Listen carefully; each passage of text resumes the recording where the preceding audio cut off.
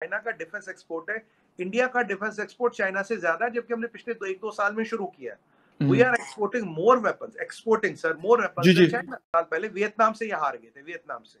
तो हमसे तो क्या लड़ेंगे जो वियतनाम से हारेंगे। एन मौके पर जब अमेरिका ने फैसला कर दिया है, दुनिया को बता दिया है, पाकिस्तान को बता दिया है कि हिंदुस्तान हमारा special ally, major non NATO ally, उसके साथ जो हमारी कोऑपरेशन है वो स्ट्रेटेजिक है, मिलिट्री है, इकोनॉमिक है, टोटल कोऑपरेशन। क्या कर सकता है? चीन के पास ना वो तजर्बा है जंगों का, बिलखसूस अपने बॉर्डर से यानी पीपल्स लिबरेशन आर्मी जो है उसका एक बहुत बड़ा हवा है, क्योंकि अगर ना जवाब दें कल को अमेरिका को ये सिग्नल जाता है कि ये पेपर टाइगर है।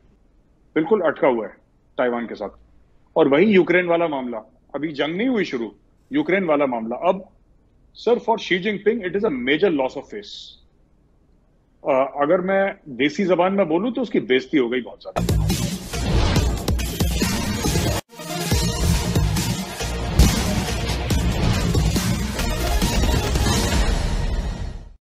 ताइवान ने चीन की पोल खोल कर रख दी है। चीन ताइवान के सामने केवल पेपर टाइगर साबित हुआ है। लाख धमकी देने के बावजूद भी चीन ताइवान का कुछ भी नहीं बिगाड़ पाया।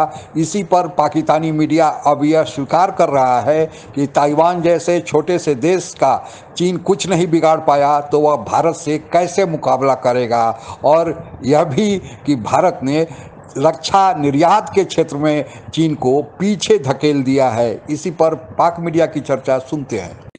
क्या ये मुख्तलिफ तरीकों से चाइना को बताया जा रहा है कि मैसेजिंग है कि भाई आप अगर कुछ करेंगे तो आपको उसका जवाब मिलेगा, आपको हम रिस्पॉन्ड करेंगे। नहीं कि जंग तो 43 साल पहले लड़ चुके थे वियतनाम से, वहां भी हारे हैं। यही जो जनरल जाओ जो अभी सेंट्रल कमांड के चीफ थे, पता नहीं उसका हाल फिलहाल में बदले हो, वो वही जनरल है जिसे 43 साल पहले वियतनाम से ये हार गए थे, वियतनाम से। तो हमसे तो क्या लड़ेंगे जो वियतनाम से हारेंगे। तो ये फकर भाई ये ऐसे ये चीजें करते हैं। अमेरिका को पता है इनसे लड़ने का पॉइंट नहीं, इनकी इकोनॉमी का नलका बंद कर दो, जो उन्होंने काफी कर दिया।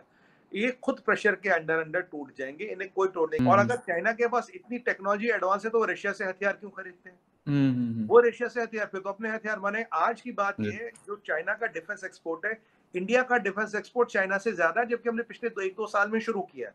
We are exporting more weapons, exporting sir more weapons than China. क्या कर सकता है? चीन के पास ना वो तजर्बा है जंगों का, बिलखसूस अपने बॉर्डर से यानी पीपल्स लिबरेशन आर्मी जो है उसका एक बहुत बड़ा हवा है, क्योंकि अगर ना जवाब दें कल को अमेरिका को ये सिग्नल जाता है कि ये पेपर टाइगर है, ये कुछ नहीं करेगा, ज्यादा से ज्यादा शोर मचाएगा। चीन का जो इकोनॉमिक सिचुएशन है वो खासी जो है खराब है। एक तो वो ग्रोथ नहीं रही, और BRI के जो प्रोजेक्ट्स हैं वो भी नहीं जा रहे। पाकिस्तान में जो हुआ उसका जो CPEC का हशर हो रहा है, तो वहाँ पे भी चीन को वो नहीं मिल रहा जो वो हासिल करना चाह रहा था, ये बावजूद इसके कि बहुत सारे पैसे खर्च कर दिए गए हैं, billions of dollars, tens of billions of dollars. इसी तरीके से म्यांमार के अंदर वो है।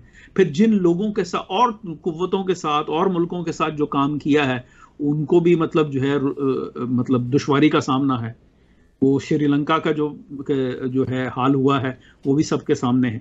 तो चीन की वो माली सिचुएशन भी नहीं है, तो प्रेशर उधर से भी है कि ऐसा ना हो कि अमेरिका ये हमें जो है कमजोर समझ के तो बेसिकली जो है हमारे लिए एक नई रियलिटी बना दे कि जहां ताइवान जो है वो बिल्कुल ही हमारे सर सीने पे चढ़ के नाचना शुरू कर दे। चूज कर लिया, और अफसोस से कहना पड़ता है कि वो एन मौके पर जब अमेरिका ने फैसला कर दिया है, दुनिया को बता दिया है, पाकिस्तान को बता दिया है कि हिंदुस्तान हमारा special ally, major non NATO ally, उसके साथ जो हमारी कोऑपरेशन है वो स्ट्रेटेजिक है, मिलिट्री है, इकोनॉमिक है, total cooperation. I am sorry, आप अब उनके साथ मेजर नहीं कर सकते। ये मौके पे हम जाके उनके गोद में बैठे हैं, इसलिए ये कसूर किसका ही नहीं है। आई एम सॉरी, मैं नहीं कहता किसी का कसूर है, ये आपका बैड गवर्नेंस, 20-30 साल का इकोनॉमी को जो आपने तबाह कर दिया है, that is why you are in their lap. ठीक है, तो हालात देखने पड़ेंगे कि कहां पे हम जो है वो जा रहे हैं। बिल्कुल अटका हुआ है ताइवान के साथ। और वही यूक्रेन वाला मामला, अभी जंग नहीं हुई शुरू, यूक्रेन वाला मामला अब sir for Xi Jinping it is a major loss of face. अगर मैं देसी जबान में बोलूं तो उसकी बेइज्जती हो गई बहुत ज्यादा। उसने धमकी तो दे दी, लेकिन धमकी पूरी नहीं कर पाया वो। तो लोग कह रहे हैं यार क्या फालतू का आदमी है, और उसके खुद के लोग कह रहे हैं। चाइनीज सोशल मीडिया जो कि स्टेट को अक्सर सपोर्ट करता है, उसके ऊपर आर्टिकल निकले थे कि Chinese social media has been very critical of the PLA and the communist party of China and Xi Jinping, saying that आपने पूरी चाइना की इज्जत मट्टी में मिला दी। अगर आपने धमकी दी तो फिर वो कहावत है ना सर पुरानी की, अगर पिस्तौल निकालो तो फिर ट्रिगर दबाने की भी हिम्मत रखनी चाहिए, otherwise don't take out the pistol. हथियार निकालते हो तो चलाने की हिम्मत होनी चाहिए, तो उनके नहीं थी हिम्मत। अब अगर चाइना कुछ और भी करता है sir, let's say China attack physically कर देता है, जो कि चाइना के लिए बहुत मुश्किल है, बहुत मुश्किल है, लेकिन अगर चाइना अटैक भी कर देता है सर, तो चाइना के, मैं बता रहा हूं, नाक से खून निकल जाएगा इस चीज को करते करते, and they will suffer reverses more than what Russia suffered in Ukraine also. But this time the message is clear that India is not alone in the Himalayas. जो ये कह रहे थे ना क्वाड बनाया, ऑकस बनाया, वो तो समुद्र के लिए है, हिमालय में भारत अकेला है। तो भारत अकेला ही संभलता आ रहा है चाइना को, ऐसी बात नहीं है। लेकिन ये भी मैसेज जाता है कि even America is willing to, क्योंकि अमेरिका क्यों एक्सरसाइज कर रहा है वहां पे? Why do you exercise in a certain location? Because you intend to put troops there. आपकी ये मंशा होती है कि वहां पे हम अपने फौजी डालेंगे। एंड जितना इंडिया को एक्सपीरियंस है सर माउंटेन वॉरफेयर का, हाई एल्टीट्यूड वॉरफेयर का, यकीनन किसी और देश को पूरी दुनिया में नहीं है इतना। No country has the number of troops, number of divisions who are deployed in high altitude like India है सर। चाइना के पास नहीं है, रशिया के पास नहीं है, अमेरिका के पास, किसी के पास नहीं है जितना इंडिया के पास। तो जहां तक हाई एल्टीट्यूड वॉरफेयर की बात है, हम लोग 1984 से सियाचिन में है सर, 1984 से सियाचिन में है। तो you can imagine the kind of exposure and experience and institutional memory that India has in this regard. So American आए हैं सीखने के लिए, क्रॉस ट्रेनिंग होगी, हम भी उनसे सीखेंगे, वो भी हमसे सीखेंगे। और सबसे बड़ी बात यह कि this passes a clear cut message to China. जी, आपने कहा कि ये क्लियर कट मैसेज है चाइना के लिए। भारत और चीन के बीच कुल 3484 किलोमीटर की सीमा रेखा है। इसमें से 2000 किलोमीटर को ही चीन सही सीमा रेखा मानता है। बाकी 1484 किलोमीटर के बारे में चीन का यह दावा है कि इसका पुनर्निर्धारण होना चाहिए, और इसी के चलते भारत और चीन के बीच जो सीमा पर विवाद है वह चलते रहता है। और अभी जून 2020 से लद्दाख घाटी के गलवान में जो भारतीय और चीनी सैनिकों के बीच झड़प हुई थी, उससे लेकर अब तक वह तनाव चल रहा है। भारत की जो सीमा रेखा है वह भारत के अरुणाचल प्रदेश, सिक्किम, उत्तराखंड, हिमाचल प्रदेश और लद्दाख से जो भारतीय राज्य है उनसे मिलती है। और अभी जो आप लोगों ने खबरों में पढ़ा होगा कि उत्तराखंड में भारत और अमेरिकी सैनिक सैन्य अभ्यास कर रहे हैं, और यह सैन्य अभ्यास इस समय किया जाना जब चीन का ताइवान से तनाव चल रहा है, इस बात का परिणाम है या दर्शाता है कि चीन को यह खबरदार किया जा रहा है कि चीन अगर ताइवान की ओर जाने की कोशिश किया तो इधर से चीन पर हमला हो सकता है। चीन का किसी भी उसके पड़ोसी देश से नहीं बनता है, लेकिन चीन को हमेशा मुँह की खानी पड़ी है। 1967 में चीन ने सोवियत संघ से लड़ाई करने की कोशिश की, क्योंकि सोवियत संघ के साथ भी चीन का सीमा विवाद है, लेकिन सोवियत संघ ने तो चीन को बुरी तरह पछाड़ा। फिर चीन किसी तरह सुलह करके अपनी जान बचाई।